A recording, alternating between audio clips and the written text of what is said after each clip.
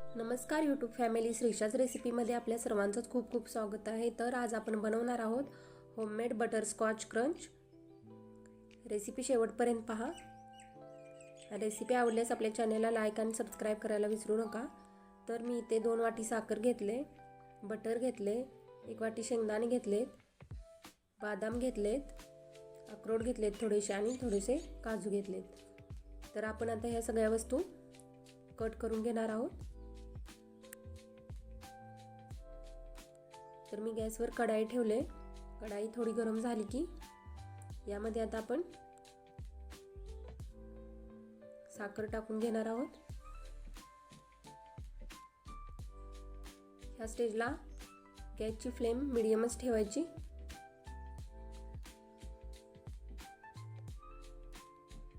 आता आपण साखर पसरवून घेणार आहोत।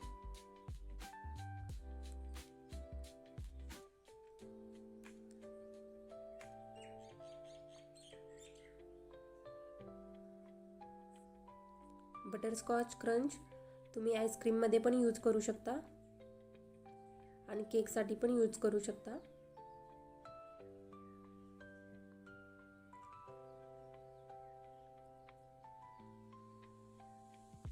गॅसची फ्लेम मीडियमच ठेवायची आणि साखर वितळून घ्यायची। फास्ट गॅस केला तर आपली साखर करपू शकेल। तर यामध्ये आता आपण बटर टाकून घेतले। बटरला व्यवस्थित मिक्स करून घ्यायचे। बटर चांगले मॅश झाले की परत एकदा मिक्स करून घ्यायचे।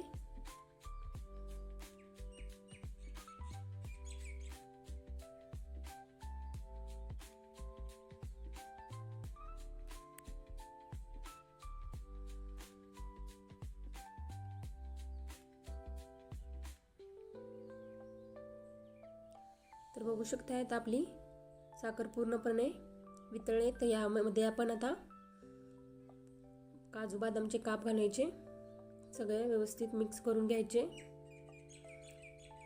सगळे जिन्नस एकत्र करायचे आणि व्यवस्थित मिक्स करून घ्यायचे।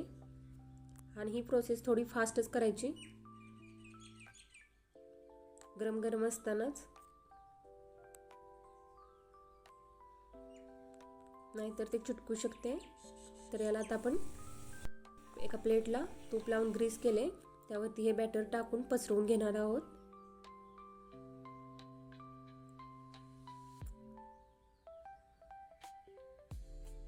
बघू शकता आपले क्रंच पसरून झाले आहे।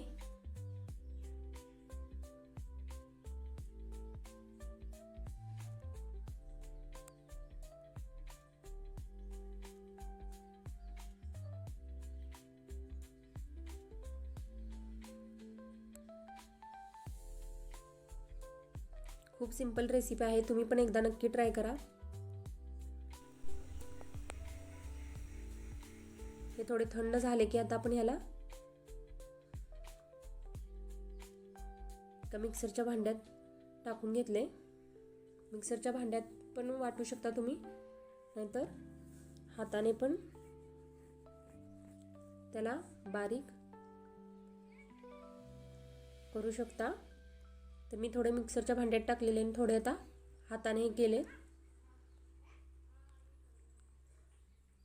तर बघू शकता आपला क्रंच किती छान असा तयार झाला आहे।